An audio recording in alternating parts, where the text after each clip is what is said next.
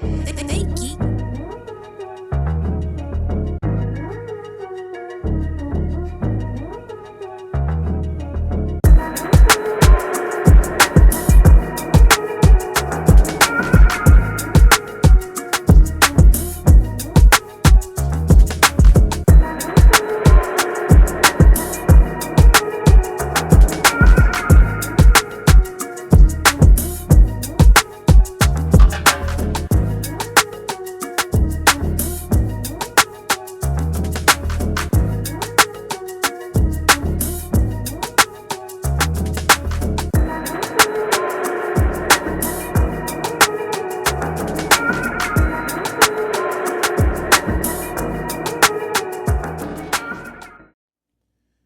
It's the Charlie Bazell Intel channel. Y'all like, share, subscribe to the video.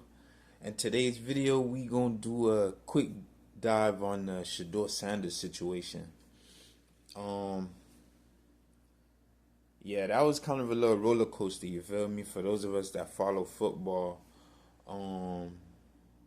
we know Shador Sanders is the son of the great Deion Sanders.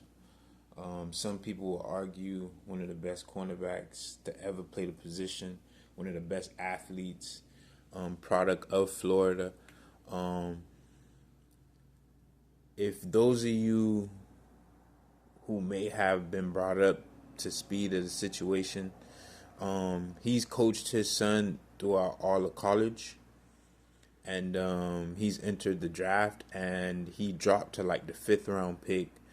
And for those of you who don't understand the draft or who don't follow the draft is basically when all the professional teams pick what players they want coming out of school or just any agency market where they can contract players to come be a part of their practice squad or starting squad. So he basically fell to a 5th round draft pick, which was like unexpected. Like all the people who do draft projections were saying he's like a 1st round draft pick, meaning he was one of the best in the country. And if you watch the video, it's clear. If you do the eye test, he was one of the best quarterbacks in the country. The issue came with just how he did some of his interviews prior to him getting drafted.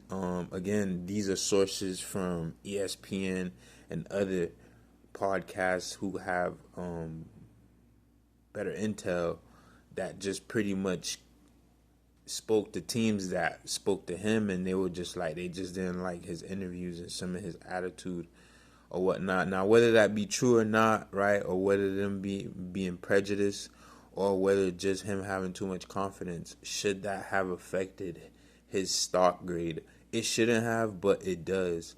And the reason I say that is because that's just the politics in professional sports.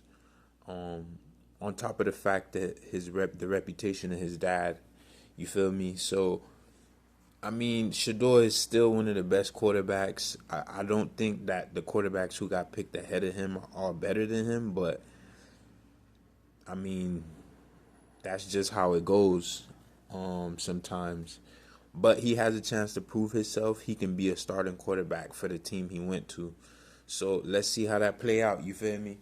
And from there, I don't really think it's much of a real headache. We know that these owners had animosity. Reason being, y'all prank phone calling the man. Why y'all prank phone calling him? What's the purpose of you guys prank phone calling him? Like, you feel me? Like, if y'all don't feel some type of way of him coming in to be a professional and be a pro now, why y'all feel y'all gotta play with him?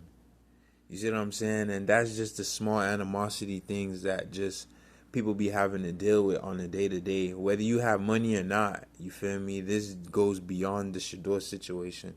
And this is one of the reasons why I have my platform to speak on things like this. Y'all prank phone calling a man because of what?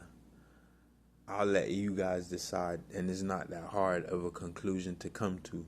You feel me? But that just goes to show you, man, no matter what you're doing, if you had a job, if you a part of a new team and you play sports, or you starting a business and with new ventures with people, anytime you come into something, man, and you have your confidence, bro, always be prepared to deal with people's animosity towards you.